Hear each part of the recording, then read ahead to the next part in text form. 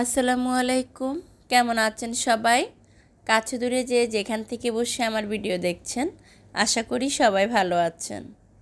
আমরাও আলহামদুলিল্লাহ বেশ ভালো আছি। আজ আবার একটা ছোট্ট ভিডিও আপনাদের মাঝে শেয়ার করছি। আশা করি আপনাদের ভালো লাগবে। ভালো লাগলে ভিডিওতে একটা লাইক দিয়ে সম্পূর্ণ দেখার অনুরোধ রইল। আগামী দিনের কিছু কাজ এগিয়ে রাখছি। এখন হচ্ছে রাতের বেলা। আগামী দিন নিহারি পাকাবো, তাই গরুর পায়া ক্লিন করছি। পায়াগুলোতে অনেক বেশি ছোট ছোট পশম ছিল, তো এগুলো এমনিতে ক্লিন করতে অনেক বেশি সময় লাগবে, তাই আমি একটা তারের জালির সাহায্যে খুব সহজে ক্লিন করে নিয়েছি। হালকা হাতে একটু ঘষে নিলে যে বাড়তি চুলগুলো এগুলো সব সরে যায়। তারপর হচ্ছে আমি 20 মিনিট মতো ফুটানো গরম পানিতে ভিজিয়ে রেখেছি। এতে করে হচ্ছে ভিতরের যে রক্তের নালগুলো সেগুলো সব খুলে গিয়েছে। তারপরে ক্লিন করে এখন হচ্ছে এই তো রান্নার জন্য রেডি করে নিচ্ছি। এখানে সব ধরনের মশলা দিয়েছি, পেঁয়াজের বেরেস্তা দিয়েছি, কিছু কাঁচা পেঁয়াজ দিয়েছি, আর সেই সাথে হচ্ছে বেরেস্তা ভাজার যে তেল সেটা দিয়েছি। তারপর সব কিছু একসঙ্গে মিশিয়ে নিয়ে এখন হচ্ছে পানি দিচ্ছি।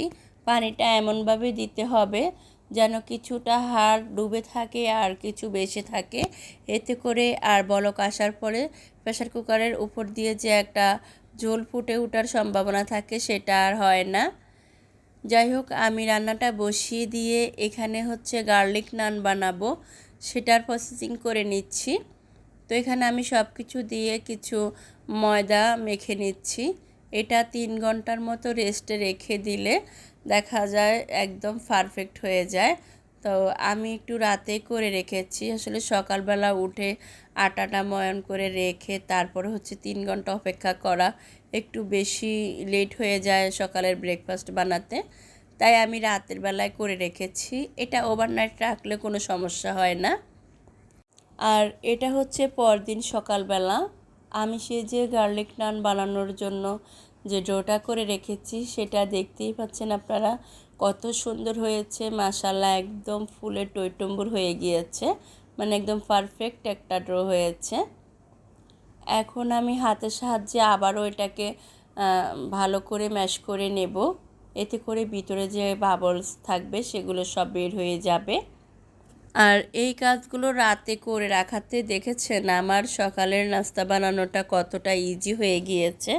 যেহেতু একা মানুষ, সব দিক চিন্তা করে চলতে হয়, তাই এভাবে একটু গুছিয়ে কাজ করলে অনেকটাই স্বস্তি নেওয়া যায়।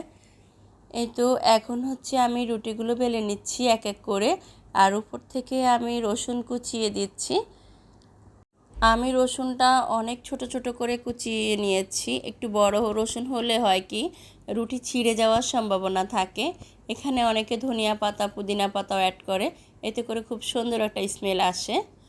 আমার কেন যেন আজ আর কোনো কিছু অ্যাড করতে ইচ্ছে করছে না, শুধু গার্লিকটাই অ্যাড করছি আর একটু বাটার অ্যাড করব। এভাবে আমি সবগুলো রুটি এক এক করে বানিয়ে নিচ্ছি। আর আপনাদেরকে পুরনো একটা ছোট্ট কথা আবারও মনে করিয়ে দিচ্ছি, যদি কেউ আমার চ্যানেলে এতক্ষণ থেকে থাকেন ধৈর্য সহকারে ভিডিওটা দেখছেন কিন্তু একটা লাইক দিতে ভুলে গিয়েছেন, আমি খুব করে চাচ্ছি আপনি আমার ভিডিওতে একটা লাইক দিয়ে যান। আর ভিডিওর কোনো অংশ যদি আপনার একটু হলেও ভালো লেগে থাকে, সেই ভালো লাগা থেকে হলেও একটা শেয়ার দিয়ে যাবেন। আপনার একটা লাইক একটা শেয়ার আপনার কাছে কিছু না, আমার কাছে অনেক কিছু। আমি এই যে কষ্ট করে ভিডিওগুলো বানাই, আপনারা যদি আমাকে একটু একটু করে সাপোর্ট দিয়ে সামনে এগিয়ে যাওয়ার সাহায্য করেন, তাহলে আমার এই কষ্ট সার্থক। যাই হোক, আমি আশা করি আপনারা আমার ভিডিওর পাশে আছেন, ভিডিওতে লাইক শেয়ার দিবেন, আর ভিডিওর ভালো এবং মন্দ দিকে অবশ্যই কমেন্টস করে জানাবেন, জানতে পারলে আমার বেশ ভালো লাগবে। আপনি যদি ফেসবুক থেকে ভিডিওটা দেখে থাকেন প্লিজ পেজটা ফলো দিয়ে যাবেন। আপনি যদি ইউটিউব থেকে আমার ভিডিওটা দেখে থাকেন ইউটিউব চ্যানেলটা সাবস্ক্রাইব করে যাবেন। যারা অলরেডি এই কাজটি করেছেন তাদেরকে অসংখ্য ধন্যবাদ। এদিক থেকে কথা বলতে বলতে আমার সকালের খাওয়া দাওয়া শেষ। খাবারের টেবিলের ভিডিও আমার কখনোই ঠিকঠাক মতো নেওয়া হয় না, কারণ আমার হাজব্যান্ড থাকে খাবার টেবিলে, উনি খুব বেশি ভিডিও পছন্দ করে না। তারপরেও অনেক বেশি যে বাড়াবাড়ি করে সেটাও করে না, তবে ওনার সামনে ভিডিও ধরাটা আমার কাছে একটু আনইজি লাগে, যেহেতু উনি পছন্দ করে না। তাই আর খাবার টেবিলে আমি তেমনভাবে কখনো ভিডিও ধরি না। আমি কিচেনে ঠিক যতটুকু ভিডিও করতে পারি ততটুকুই আপনাদের সাথে শেয়ার করি। এর মধ্যে খাওয়া দাওয়া শেষ করে দুপুরে রান্নার আগে কিছু কাজ গুছিয়ে নিচ্ছি। আমি ঈদে গ্রামে যাইনি, তবে প্রতিবেশী তো অবশ্যই গিয়েছে। আর প্রতিবেশীরা গ্রাম থেকে যা নিয়ে আসে তার থেকে কিছুটা হলেও আমার ভাগ্যে জোটে। এই যে পাশের বাসার ভাবি, সে অনেকগুলো আম এনেছে, তো আমাকে বেশ কিছু আম দিয়েছে। কতদিন একটু ভর্তা করে খেয়েছি, আর বাকিটা এখন খালাম্মা কেটে দিয়েছে। আমি একটু ক্লিন করে তারপর ডিপ ফ্রিজে রেখে দিয়েছি। এদিক থেকে অফ ক্যামেরা দুপুরে রান্নাবান্না শেষ করে ফেলেছি। আসলে এক ভিডিওতে অনেক রান্নাবান্নার ভিডিও শেয়ার করলে কেমন যেন একটু লাগে, তাই আর দুপুরের রান্নাবান্না কিছু আপনাদের সাথে শেয়ার করিনি। এটা দুপুরের রান্নার একটা অংশ, গরুর মোজক ভুনা করছি।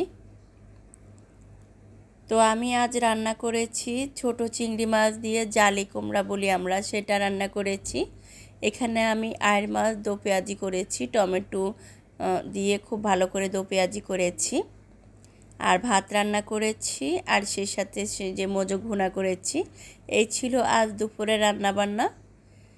আসলে প্রতিদিনে কোনো না কোনো কাজ করতে হয় বাড়তি, যেহেতু এখন ঈদের একটা ছুটি কাটাচ্ছি, অবসরে আছি।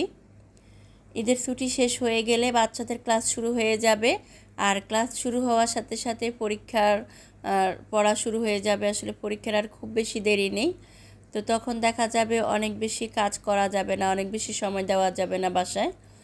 এদিক থেকে রোজার মধ্যে আমি অনেক বেশি বাড়ি কাজ করতে পারি না, বেশ কিছু কাজ বাসায় জমে আছে। আর সে সাথে ঈদের পর বাসায় কম বেশি গেস্ট ছিল, সব মিলিয়ে এখনও বাসায় অনেক কাজ। তো স্কুল খুলতেও আর খুব বেশি দেরি নেই, তাই তড়িঘড়ি করে সব কিছু গুছিয়ে নেওয়ার চেষ্টা করছি। এভাবে আমার ঈদের ছুটি কেটে গিয়েছে, শুকর আলহামদুলিল্লাহ। আপনাদের সবার ঈদের ছুটি কেমন কাটিয়েছেন কমেন্টসের মাধ্যমে জানাবেন, জানতে পারলে বেশ ভালো লাগবে।